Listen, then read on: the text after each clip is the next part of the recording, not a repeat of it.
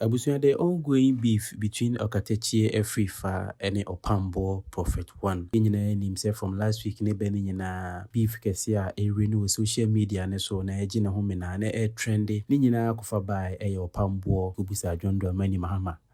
Abra oye the meeting with the clergy. Opambour kubisa question na uchiri say Ghana card no krano. Ebiti media maka and I ebiti media checker. Ese bi betu dwape ne social media no so man fortune sreni ambasa.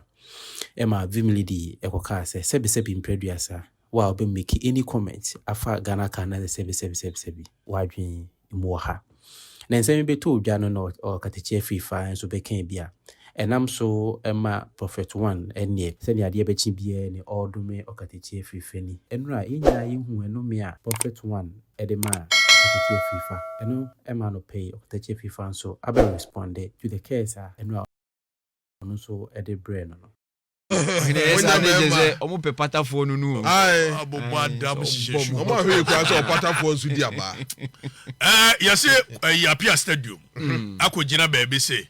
Mira Kwaku train ne Vicente Paris on back of Tuesday. Men suma wo mo. Dabi. Omo ko pache wo mo acho nyame de.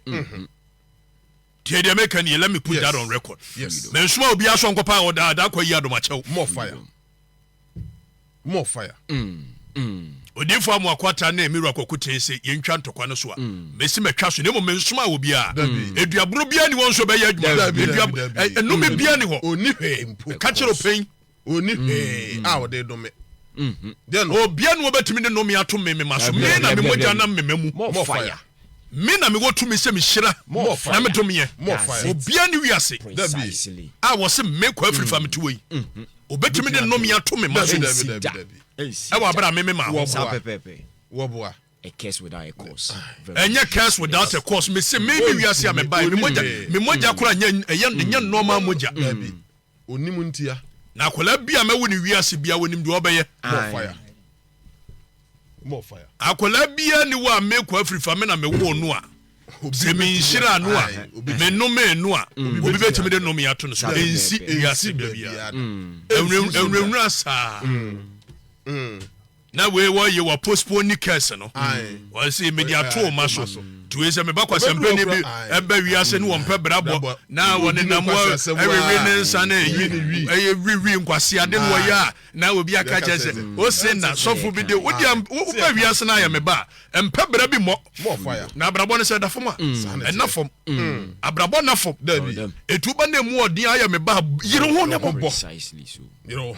Fan show team no bi adome o na fa abrabo na ekukuru hwiase obe peja akosoro ebeto fom peja fako ebeto fom peja fako ebeto fom sa na tie enya kwadworo na metro na mesi no obi de no meto so na fa yugosi Dabi.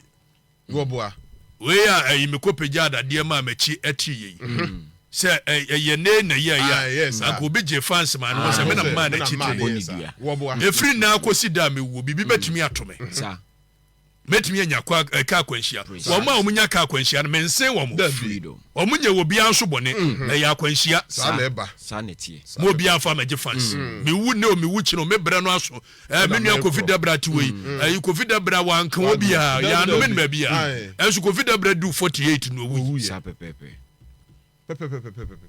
Bob Marley do 33 no wu ono wana do me no Dabi obi anome no. Bob Marley ye 36 wo Jesus na 33. Jesus na 33 na Jesus obi do me no Dabi. mo kwa mo panyine dodo dia ba no Mo de ye dey. enyini so nsa wi na ma ya na mo ne wi Kwapiasi. Papias. ediwe wachina mi ko wu aye be yese ana no me bi na mi wu amawu mo fu asam nso ho Ama obi abekunkun se pete bi a wo betu. obi ampe usu jai Fana asem nko no ha. ohun so obi a Mira Kwaku ten wo kwan se wone Opambour na tikumase na damfo no wo dwen se no ye use no radio station dia kan bibia tia no a na so wone ayi Opambour be kwa akokasa eno ye wono ana ayi wo betimi ayesa there is nothing wrong with it emo me dem nsuma wo bia Dabi.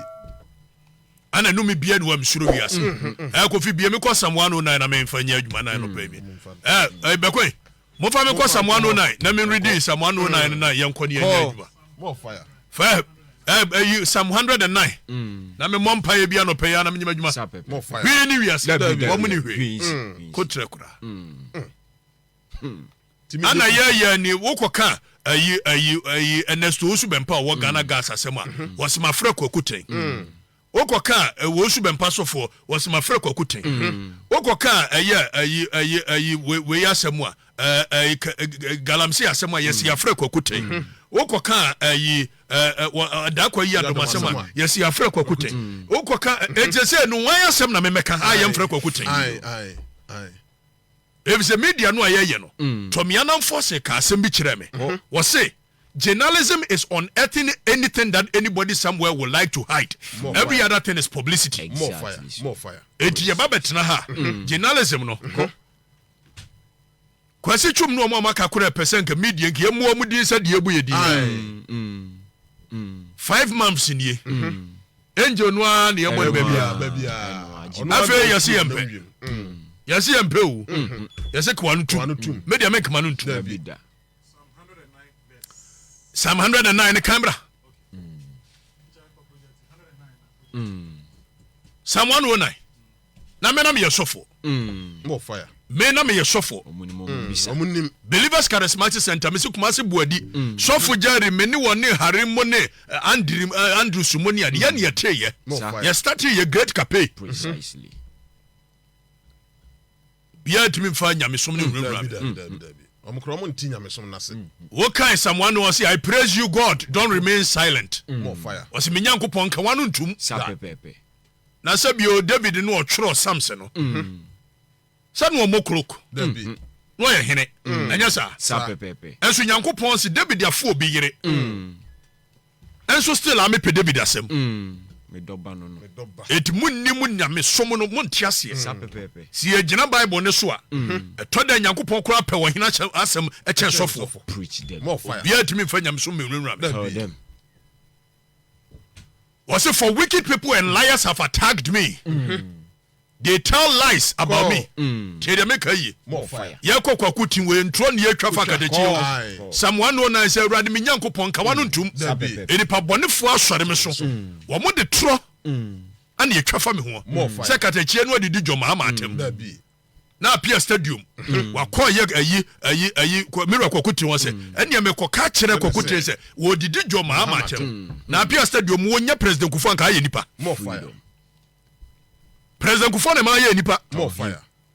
Na so bi didi president Kufu atem say ye ka se bagimifo a enya kola nko na agimie na paninso agimi na se president Kufu ye kwase a wo ye akola kwase na wanyina be na me ka kire wo se John Mahama kura kasam ye tie ne kurom a wo wa sori adu Kwaku tin wo se eno de ye atem didie apia stadium wonim ye hare More fire. ye atem didie More fire. ye ka kire president Kufu so ye kwase a ye gimifo na de wan No hiano. Na so asisi. me dem pentokwa wo More fire. wo mpese ye no be ko amfama yan kan Psalm 109 ne kwanim More fire. was it wicked people have attacked me More fire. and they say evil things about me attacking me for no reason. More fire.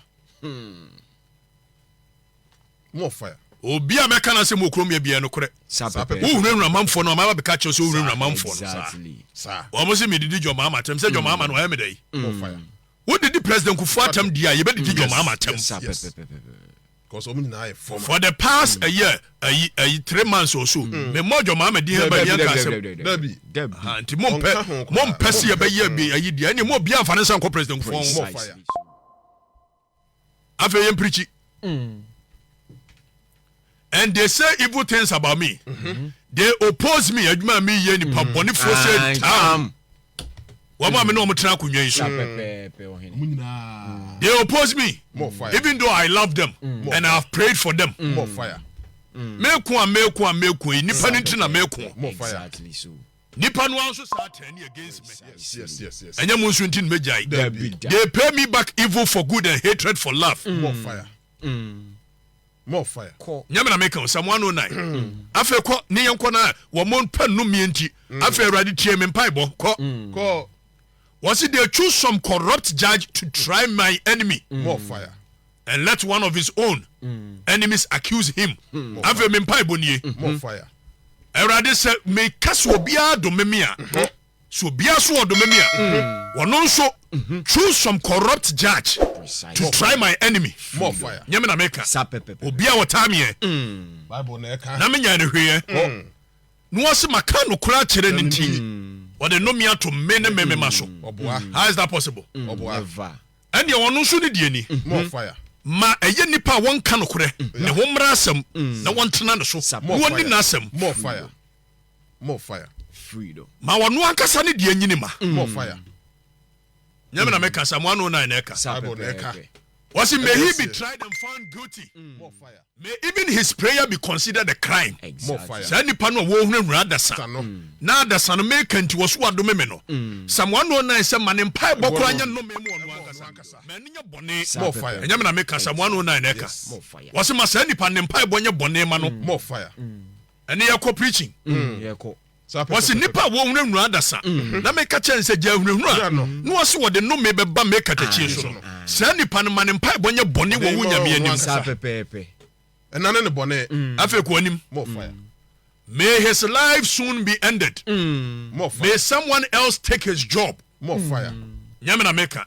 Every na de ko obi a wodome Okatakyie wa bra Okatakyie enka bibia entia no. Na nso meka che nso onya hunhura. Ma obi nyina adwuma mfiri ne nsam. More fire. Nyame na meka. Psalm 109 na eka. Freedom. Osi menyankopon mu obi nyina adwuma mfiri ne nsam. Sa pepe. Psalm 109. Exactly. Osi may his children become orphans More fire. and his wife a widow. More fire. More fire. More May fire. his children become orphans. Orphans ye dia ye nyanka. Na eze manipa ni ngu. More fire. Me de menka se obi angu. Enye no ne hia me. We nyame ni Di pampa. nyame atwere. Di nyame Psalm 109 aka we dia na so nya ne hia me. Sa. Enye we ne hia me. Exactly. So be wo ngu nya ne hia me. Sa pepepe. Dabi. More fire. Enye ne hia me. Dabi. Owu anfa hwe mre me. Dabi. Was it may his children be homeless beggars? More fire. Sampai bo we me fa nya hwe. Sa Dabi. pepepe. Mani nua ne mani ye. More May fire. they be driven from the ruins they live in. More fire. We Psalm 109 na ka David na boss sampai. Me dia me mo sampai no. Dabi. Ne mani ye. Ibi shira wom. Na min shira wom. Nipa bia wodome Okatakyie bia ne ma eni ye. Sa pepepe. Yes. More fire. May his children be homeless beggars. Never. May it never happen. Dabi da. We nya me mpai. Dabi. Bida. Teacher Troso. May his creditors take away all his property. More fire. And may strangers get everything he worked for. More fire. I know they are me mpai bo. Sa pepe. Freedom. Sa pepe. Jerry. We Psalm 109 na kan. Nya me na meka. Dabi. May dia me bo me mpaye anopai. Exactly. Afa Troso. Teacher Troso. May no one ever be kind to him or care for the orphans he leaves behind. For him, may no one ever be kind to him. Freedom. But ne madie, omonya mu ye. More fire. Freedom. Obi a wodome me bia me ne manya ye. Sa. Sa pepe. Enunura nim. Dabi. Tija fa me ko na me yende. May no ko anim. May all his descendants die and may his name be forgotten in the next generation. First one, me interested. The descendants will not die. The descendants will live. Precisely. So. But your name here will be forgotten. Yes. Udin die. Wodin dia ebe frɛ asase fo asase so. Yanka wo kura. Apa life mo betwam yanka wo mo. More fire. Call him. Sa Me si apa life mo betwam. Fire. Na nya nipa nyina na edi asɛm koye so. Dabi. Me metia me ni nyame wɔ apam. Me no kura kanti. Exactly so. Apa life mo betwam. Wo mo na de sa nneɛma we hyɛ ase. Precisely. Ekosi se. Precisely. Ekosi sei. Apa life mo na de sa nneɛma we hyɛ ase. Ekosi sei. Was it may the Lord remember the evil of his ancestors and never forgive his mother's sins. Aprakum nyina twam. Aprakum my daughter. Wo nyina twam. Yes. Ade na aba ye hu bi da. Dia na ensi da. Kuma se ndie na ye nyina ba kuma se nneema we ye huna. Abroso. Was it may the Lord always remember their sins, but may they themselves be completely forgotten. Fako Druba bi on se said the omo pen no me no ma no me nkom do mpem. That man never thought of being kind. He persecuted and killed the poor and the needy and helpless. Was in Nipa or no, woman we are here for more for Debian, what Tata, woman, some neck, and Yamana make Debbie. More fire. Even rather, sir. Well, remember, woman. He persecuted what he wanted to almost more fire. And as some 109 say, that man never thought of being kind. He persecuted and killed the poor. What the no me come for more fire. Twaso. Teacher Twaso na me come anim. He loved to curse. Tienye. Psalm 109 say, "What penno me what dono me dodo." Penno me dodo. And may he be cursed. Exactly so. Tienye me kan yi. Psalm 109 say he loved to curse. Exactly. And may he be cursed. More fire. He hated to give me blessings. More fire. May no one bless him. More fire. Precisely. Amen. Eradi asem nie. More Teacher, fire. Eradi asem nie. Amen. Amen. Eradi asem nie. Amen. Was said you pen no man, man no man nkɔ no so. We nyame anu asem. Said ye nipa no pen no man no. Man no man nkɔ no so. Psalm 109 eka. Nye me na meka. Bida. Obi a wɔbɛtena se wɔ do meka tachi.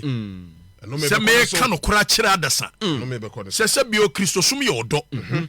Kristosum nyɛ nhwehwura. Kristosum nyɛ duabɔ. Kristosum nyɛ nome.